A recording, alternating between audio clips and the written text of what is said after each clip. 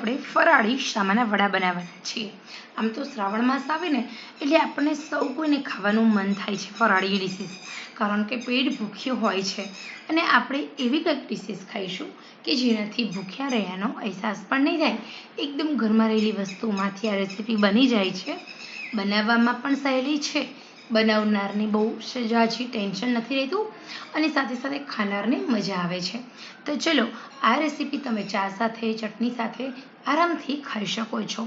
આ ફરાળી વડા બનાવવા માટે આપણે માત્ર ને માત્ર સાબુદાણા અને સામાનો જ ઉપયોગ કરવાનો છે।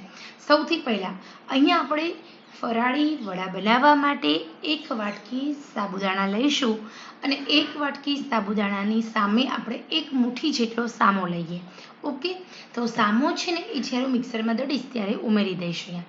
તો અહીંયા તમે જોઈ શકો છો મેં પહેલેથી જ 1 વાટકી સાબુદાણા અને 1 મુઠ્ઠી જેટલો સામો એને મેં મિક્સરમાં દરદરું આપણે જે ઢોકળાનું હોય એવું જાડું દળી લેવાનું છે, બહુ વધારે એકદમ ઝીણું નથી રાખવાનું। અને સાથે આપણે એમાં 2 ચમચી રાજગરાનો લોટ ઉમેરવાનો। તો 1 વાટકી સાબુદાણા, 2 ચમચી રાજગરાનો લોટ અને 2 ચમચી કે 3 ચમચી જેટલો સામો, આ બધી જ વસ્તુ મિક્સરમાં મિક્સ કરી આપણે સરસ રીતે સેટ કરી અને મિક્સરમાં દળી લઈએ। ત્યાર પછી સિંધાલા નમક, થોડા તલ, કાચું જીરું ઉમેરવાનું છે। એ પછી આપણે લીલા ઝીણા ઝીણા સમારેલા 2 થી 3 તીખા મરચાં ઉમેરી દઈએ। મરચાંની જે નેચરલ તીખાશ છે તેના કારણે આપણા વડાનો ટેસ્ટ ખૂબ જ સારો આવે છે, એટલા માટે આપણે અહીંયા ઉમેરવાના છે લીલા મરચાં। હવે અહીંયા આપણે લોટ બાંધીશું। લોટ બાંધવા માટે 2 બાફેલા બટેકા જોશે। અહીંયા આપણે પાણીનો ઉપયોગ નથી કરવાનો, આપણે પાણી જો જરૂર પડશે તો ઉમેરશું, બાકી આપણે લોટ બાંધવાનું છે બાફેલા બટેકાથી। તો અહીંયા 2 બટેકા, 1 વાટકી સાબુદાણા હોય, 2 ચમચી સામો હોય, 2 ચમચી રાજગરાનો લોટ હોય તો 2 બાફેલા બટેકા અવશ્ય જોશે। તો અહીંયા હવે આપણે 1 બટેકું ઉમેરી દીધું છે, હજી આપણે બીજું બટેકું પણ ઉમેરી દઈશું। તો અહીંયા ધીરે ધીરે આપણે 1 બટેકું નાનું લેવાનું, 1 બટેકું મોટું જરૂર જણાય એમ ઉમેરતું જવાનું છે અને પાછળથી 1 થી 2 ચમચી જેટલું જ પાણી આપણે એડ કરીશું। તો હવે અહીંયા આપણે સરસ રીતે લોટ બાંધી લેવાનો છે। આ લોટને થોડો હાથેથી મસળવાનો વધારે, એકદમ સોફ્ટ આ લોટ બની જવો જોઈએ।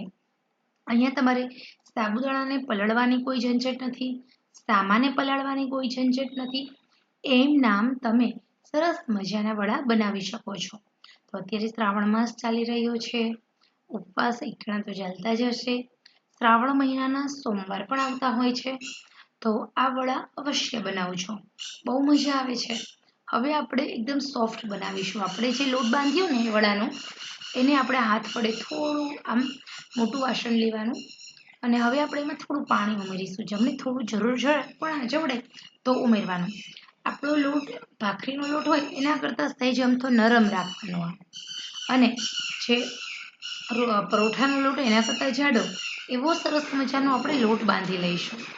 તો અહીંયા આપણે જો પાણી સહેજ પણ ઉમેરવું નથી પડ્યું, પહેલાં મારે એકવાર ઉમેરવું પડ્યું હતું અને હજી એવું લાગે તો સહેજ પાણી આપણે ઉમેરી દઈશું, પરંતુ અહીંયા એકદમ સરસ આપણો લોટ બાંધીને રેડી છે, એકદમ મસળી લીધો છે।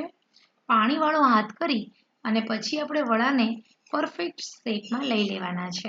તમે જો બહુ વધારે જાડા પણ નહીં, બહુ વધારે પતલા પણ નહીં, એવા વડાનો આપણે વડા બનાવી લઈએ। તો તમે જોઈ શકો છો આ જ રીતે સરસ મજાના બધા વડા મેં બનાવી લીધા છે। હવે આ વડાને આપણે તળવાના છે। તો આ વડા તળવા માટે પહેલાં આપણે પ્રોપર તેલ ગરમ કરવાનું છે। અહીંયા મેં રાજગરાના લોટની સેવ બનાવી હતી એટલે મારી પાસે ઓલરેડી તેલ ગરમ છે જ, તો પાછળને પાછળ આ વડા પણ બનાવું છું। તો હવે આપણે મીડિયમ આંચે આ વડાને બનાવી લેવાના છે। આ વડાને મીડિયમ આંચે જ તળવાના છે, નહીંતર લાલ થઈ જશે। આપણે તેલમાં જગ્યા હોય એ રીતે બધા વડાને ઉમેરતા જઈએ અને જોતા જઈએ। તો કેવી રીતે, તો અહીંયા તમે જોઈ શકો છો આપણે મીડિયમ આંચે આપણે આ વડાને તળી લઈએ છીએ। આ વડાને ઓછામાં ઓછો એકદમ મીડિયમ આંચે તળવાના। મીડિયમ આંચ એટલે સાવ મીડિયમ આંચ નહીં, મીડિયમ રાખવાની છે, પરંતુ હા એકદમ ફૂલ આંચ ન હોવી જોઈએ અને વચ્ચે વચ્ચે આપણે થોડા ફેરવતા જઈશું, પરંતુ પહેલાં 2 થી 3 મિનિટ સુધી આપણે આ વડાને આમ જ તળવા દેવાના અને પછી ફેરવવાના। જેના કારણે આપણા જે વડા છે એ સરસ એમ કે તૂટે પણ નહીં ફેરવતી વખતે અને બની જાય. તો ખરેખર આ વડા છે તે 4 થી 5 દિવસ સુધી સારા રહે છે. ફ્રીજમાં મૂકો, ખરાબ બિલકુલ થતા નથી. તો ખરેખર આ વડાને તમે એકવાર બનાવો અને ફ્રીજમાં મૂકી 4 થી 5 દિવસ સુધી આરામથી ખાઈ શકાય છે. સહેજ પણ ખરાબ થતા નથી. ઓકે, તો અહીંયા આપણા આ વડા છે ધીમા આંચે તળશો એટલે જે બટેકાનો જે પાણીનો ભાગ છે એ પણ બળી જાય છે, જેના કારણે લાંબા સમય સુધી સારા રહે છે.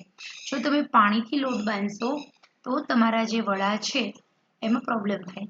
તમે જૈન છો તો તમે કેળાથી લોટ બાંધજો, બટેકાના બદલે તમે કેળાનો ઉપયોગ કરી શકો છો લોટ બાંધવા માટે. અને હવે અહીંયા આપણે આ સરસ વડાને તળી લેવાના છે. ગેસની આંચ મીડિયમ રાખવાની એટલે આપણા વડા વધારે પડતા વ્હાઈટ રહે, રેડ કલરના ન થાય. ખાવામાં બહુ મજા આવે એવા સરસ મજાના આપણા વડા બનીને રેડી થઈ જાય છે. તો ખરેખર અહીંયા મેં વિડીયો બિલકુલ સ્કીપ નથી કર્યો, માત્ર તમારા માટે જ આખી રેસીપી એમ જ મેં રાખી છે, કારણ કે તળવામાં કેટલો સમય લાગે છે એ પણ તમને ખબર પડે. ઓકે, તો હવે આપણે આ વડાને સરસ રીતે ફેરવી લઈશું. તો ઓછામાં ઓછી 2 થી 3 મિનિટ થાય એટલે આપણે આ વડાને ફેરવવાના હોય છે. ફેરવ્યા પછી પણ 3 થી 4 મિનિટ સુધી આપણે આ વડાને ચડવા જ દેવાના તેલમાં, કારણ કે નહીંતર આપણા વડા છે ને અંદરથી કાચા રહે છે અને ખાવામાં ચોંટે છે દાંતે. તો આ વડાને લાંબા સમય સુધી સ્ટોર કરવા માટે મીડિયમ આંચે તળવાના. એની અંદર રહેલો પાણીનો ભાગ વધારે ને વધારે બળી જાય અને આપણા વડા ઓછા લાલ થાય એવી રીતે આપણે તળવાના છે. બસ તળવામાં આ જ વસ્તુનું ધ્યાન રાખવાનું છે. હવે આપણે ફેરવી લઈશું. અહીંયા તમે જોઈ શકો છો વડા આપણા એકદમ સરસ મજાના વ્હાઈટ છે. તો આવી જ રીતે તમે આ વડાને બનાવજો અને સાચવીને ફેરવવાના, જેના કારણે આપણા વડા તૂટી ન જાય. તો અહીંયા આપણા વડાને હજી આપણે 2 થી 3 મિનિટ સુધી આમ જ હું ફેરવ્યા પછી પણ મીડિયમ આંચે ચડવા દઉં છું. તો ખરેખર અમારા ઘરમાં તો આ રેસીપી સૌ કોઈને ફેવરેટ બની ગઈ છે. આશા રાખું છું તમે એકવાર શ્રાવણ મહિનામાં આ ફરાળી રેસીપીની રીત નોંધી લો અને બનાવજો જરૂર.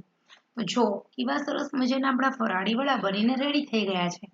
આ ફરાળી વડા ઠંડા થાય એટલે તમે એટેચ કન્ટેનરમાં ભરી સ્ટોર કરી શકો છો, પિકનિકમાં પણ લઈ જઈ શકો છો, અથવા તો બીજે દિવસે ફાસ્ટ હોય, ધારો કે તમારા ઘરે શ્રાવણ મહિનાનો સોમવાર કોઈ કરે છે તો તમે રવિવારે પણ બનાવીને આ વડા મૂકી શકો છો. તો આશા રાખું છું આપને પણ આ ફરાળી વડાની રેસીપી પસંદ આવી હશે.